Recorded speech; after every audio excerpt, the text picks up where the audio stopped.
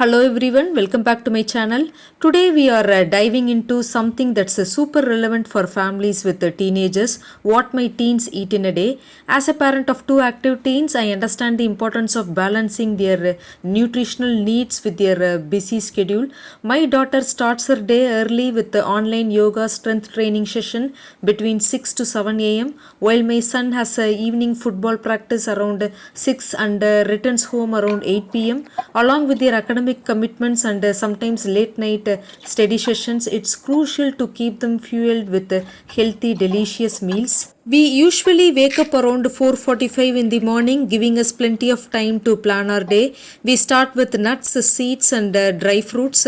The previous night, I washed dry fruits like raisins, figs thoroughly and soak them overnight to rehydrate them. I also make sure to soak lentils the night before, which is crucial for adding a good source of plant-based protein to our meals.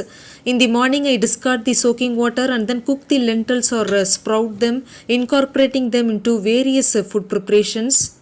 As soon as we wake up, we drink around 2 to 3 glasses of water, sometimes adding the soaked dry fruits water for an extra boost.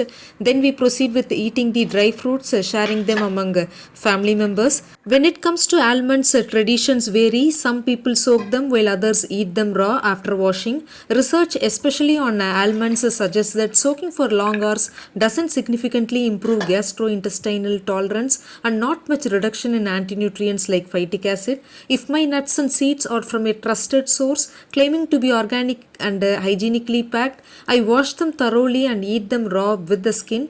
Research has shown that almond skin, when added to wheat biscuits, significantly raises the fiber content, indicating it as a rich source of fiber and polyphenols which act as antioxidants. However, if the nuts and seeds are not from a trusted source, such as those received as written gifts at functions or purchased from local shops, I prefer to roast or cook them in dishes to ensure they are safe.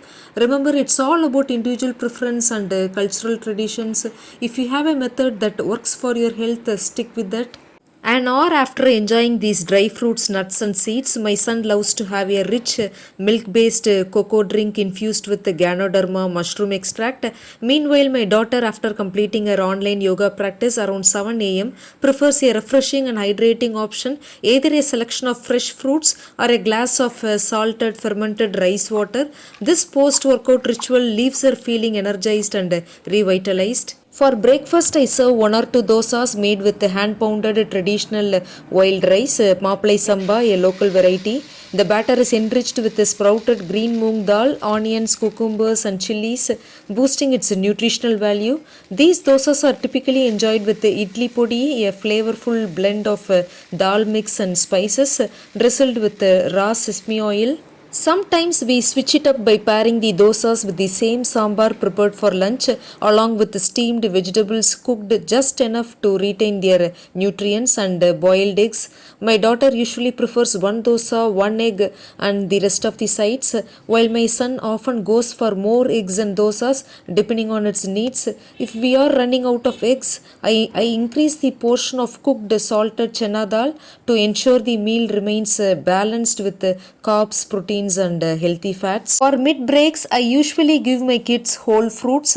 However, on busy days or during exams when handling whole fruits might be inconvenient, I blend their usual fruit portions into a smoothie for easier consumption. Sometimes I prepare a vibrant fruit salad or offer washed dry fruits like figs, raisins, apricots to satisfy their sugar cravings in a healthy way. These options not only provide essential nutrients but also keep their energy levels stable, making it easier for them to focus and perform well. Today I am preparing a traditional radish sambar and stir-fried snake gourd vegetables for lunch. As a versatile approach, I also steam extra carrots and corn, which can be used for both breakfast and lunch when time is limited. The same applies to protein sources like chana dal, sprouts or eggs, which I prepare in large quantities to use across meals. My kids' lunch boxes have three containers. One container holds rice mixed with sambar. The second container has either cooked sauteed vegetables or steamed vegetables or raw vegetables in the form of raita, improving their gut health. The third container includes a great protein source such as cooked chana dal or sprouts and some eggs. This way, their lunch is balanced with carbohydrates, proteins, and healthy fats, ensuring they stay nourished and energized throughout the day. I would like to add a point here. I always encourage my teens to listen to their bodies. If they ever feel uncomfortable while eating, I advise them to stop immediately and not to worry about finishing their plate. It's important for them to recognize and respond to their body's signals rather than just aiming for a clean plate. This approach helps them maintain a healthy relationship with food and avoid overeating. For evening snacks, my kids usually enjoy a variety of options. They often prefer fruits and vegetable salads, but they also like other snacks that are shallow fried. Sometimes I prepare steamed treats or spicy vegetable rolls.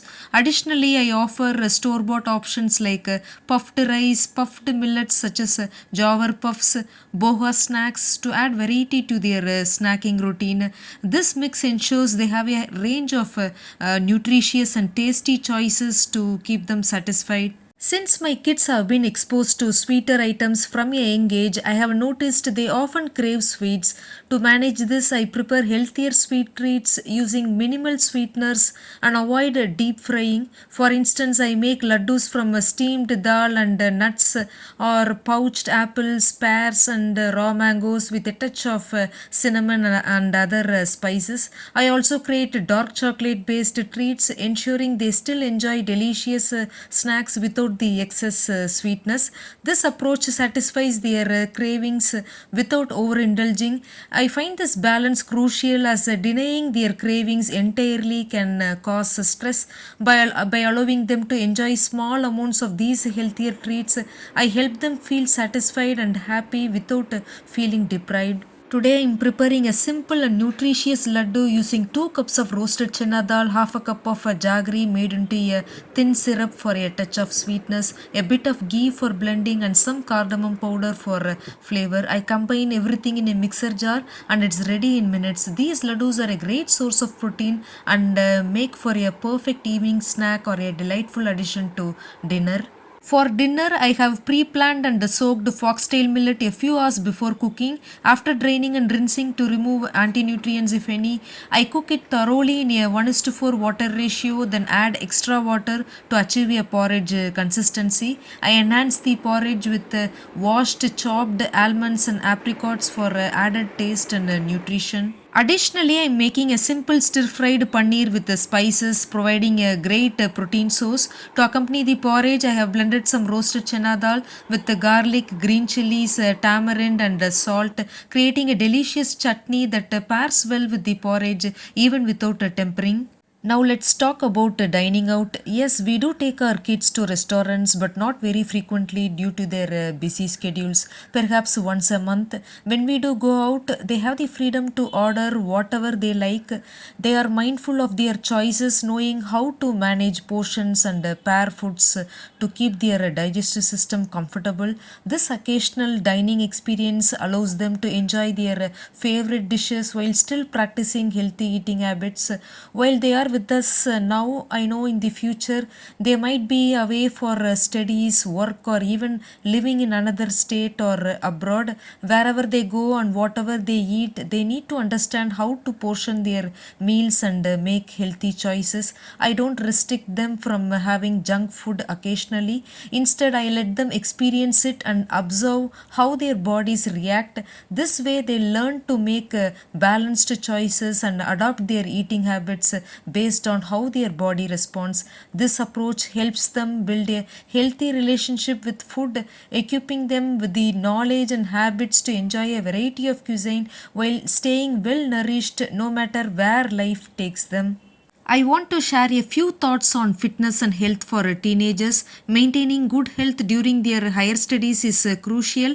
In India's rigorous education system, balancing academics with physical activity is essential. If teens don't get enough playtime or space at school, incorporating even a few hours of sports or exercise each week can make a huge difference. It keeps them fit, manage stress, and enhances mental health, directly translating to better academic performance. To maximize efficiency and minimize time wasted in busy traffic, we also explore online training options.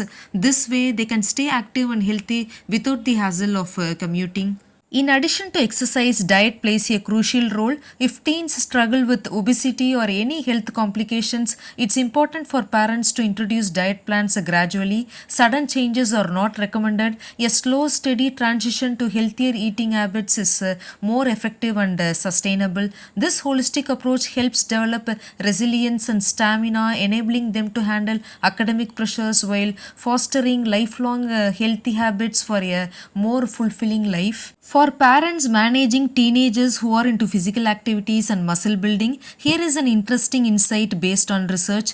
To optimize muscle growth, it's recommended to consume around zero point 0.4 grams of protein per kilogram of body weight per meal, spread across at least 4 meals daily. This targets a daily intake of 1.6 grams of protein per kilogram of body weight. For example, if a person weighs 50 kilograms, they should aim for approximately 20 grams of protein per meal. Over 4 meals, this totals 80 grams of protein, meeting the daily goal of 80 grams, that's 1.6 grams into 50 kilograms. So, encourage your teens to evenly distribute their protein intake throughout the day to support their muscle building goals effectively. Now, I would like to share my thoughts about sleep routines for teens. People often say go to bed early, but is that really possible for teens? My kids have a typical sleep routine. My daughter has online coaching sessions from 7 to 9 pm, so she finishes dinner early and eat with us. My son, on the other hand, has football practice and can only have its dinner around 8:30 pm. Being in higher grades, they juggle commitments at school and coaching classes for their higher education goals. As a result, they often stay up late. Once it gets past 10 pm, I encourage them to go to bed. But if they continue working until 11 pm or later, it's beyond my control. In higher grades, most teens only sleep for 6 to 7 hours due to their commitments, and I respect their decisions. However, I have noticed something interesting. Even with less sleep and going against their natural rhythms, occasionally they catch up on sleep. They might take a short break from studying, lie down on the couch, and drift into a deep sleep from which they cannot be easily awakened. It's as if their bodies naturally demand the rest they need. As a mother, I support them with nighttime drinks and food if they need any. I have a short video on my channel related to midnight steady food. If you are interested, you can take a look at it. I also help them wake up early in the morning to catch up on their work. When it comes to sleep routines, life always demands more from us. Once they get into college, university, they will face even more challenges. I understand this is a never ending cycle. However, I don't worry too much about it because I believe that if the body demands rest, it will take it. We cannot go against nature. In my experience, while we strive for early bedtimes, the realities of a teen's life often make this challenging. Supporting them in their current routines and trusting their bodies to signal when rest is needed seems to be the best approach. I believe my points are clear and straightforward. If you have any questions or suggestions, drop them in the comment box below. I did love to hear from you. Happy parenting, and I will see you in the next video.